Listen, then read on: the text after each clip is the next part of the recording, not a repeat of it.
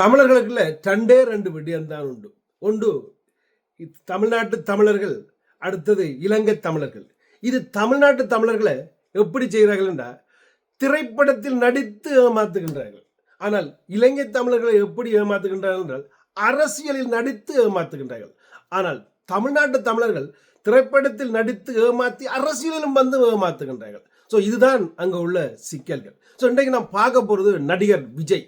அருமையான ஒரு மனிதர். உண்மையாக சொல்ல போனால் குடும்பத்தை அந்த மாதிரி பார்க்கக்கூடிய ஒரு மனிதர்.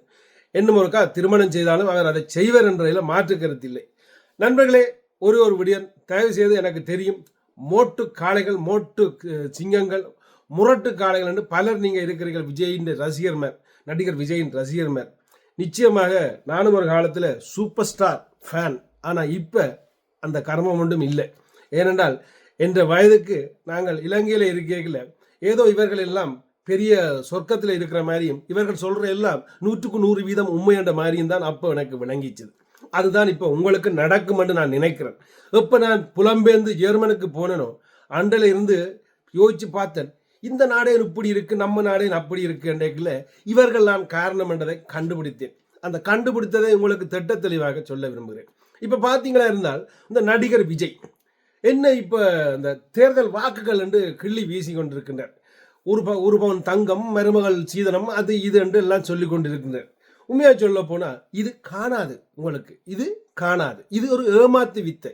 இந்த இனாம் என்று கொடுப்பதே ஏமாத்து வித்தை. ஆருக்கடா ஆறு இனாம் தாரது? இது எங்கென்ற சொத்து, என்ற நாடு, எனக்கு தர வேண்டிய பங்கு என்றதை நீங்கள் தட்டி கேட்க உங்களுக்கு வக்கில்லை. ஏன்னா நீங்கள் வாக்கு போட்டது 2000 பவுண்ட்ஸ், 2000 ருபீஸ் வாங்கி தான் வாக்கு போட்டீங்க. இனி விஜய்க்கும் அதை தான் செய்ய போறீங்க. ஸோ அப்படி கொஞ்சம் நிலையிலான் உங்களுக்கு தெளிவான ஒரு விளக்கம். அதாவது இந்த ஜெர்மன் நாட்டை எடுத்துக்கொள்வோம். உதாரணத்துக்கு ஜெர்மன் மாதிரி தான் ஐரோப்பாவில் எல்லா நாடுகளும். அந்த ஜெர்மன் நாட்டை எடுத்துக்கொண்டுமா இருந்தால் அந்த ஜெர்மன் நாட்டு மக்களுக்கு மாதாந்தம் வேலை இல்லாமல் இருப்பவர்களுக்கு மாதாந்தம் அந்த வீட்டு வாடகை, சாப்பாட்டுக்கு பணம், அதாவது ஒருத்தருக்கு தலா 300 400 பவுண்ட்ஸ், 400 யூரோ அங்கே கொடுக்கப்படுகின்றது. ஸோ அப்போ அந்த பணம் இனாமா இல்லை, அது அந்த நாட்டு மக்களின் உரிமை. சாப்பாட்டுக்கு அந்த நாடு காசு கொடுத்தே ஆக வேணும். அதே மாதிரி வீட்டுக்கு வாடகை கட்டியே ஆக வேணும். இது வேலை இல்லாதவர்களுக்கு. ஆனால் அங்கே வேலை இல்லாமல் சும்மா இருக்க விட மாட்டார்கள். எப்படியோ வேலைக்கு போயே ஆகணும் ஜெர்மனை பொறுத்தவரை. அப்படி இல்லாட்டி 1 €, ஜாப் என்று இருக்கு.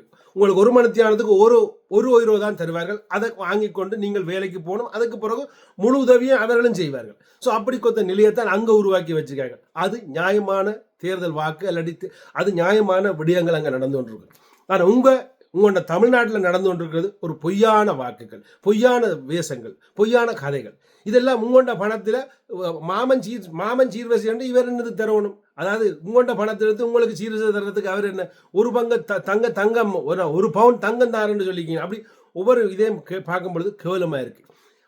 செய்ய வேண்டியது முதலாவது, சுருக்கு சொல்லப்போனால் ஜெர்மனை மாதிரி வேலை இல்லாமல் இருப்பவர்களுக்கு பணம் கொடுக்க வேண்டும். வேலை போறவர்களுக்கு ஊக்குவிக்க வேண்டும். வேலைக்கு போறவர்களுக்கு ஊக்குவிக்க வேண்டும்.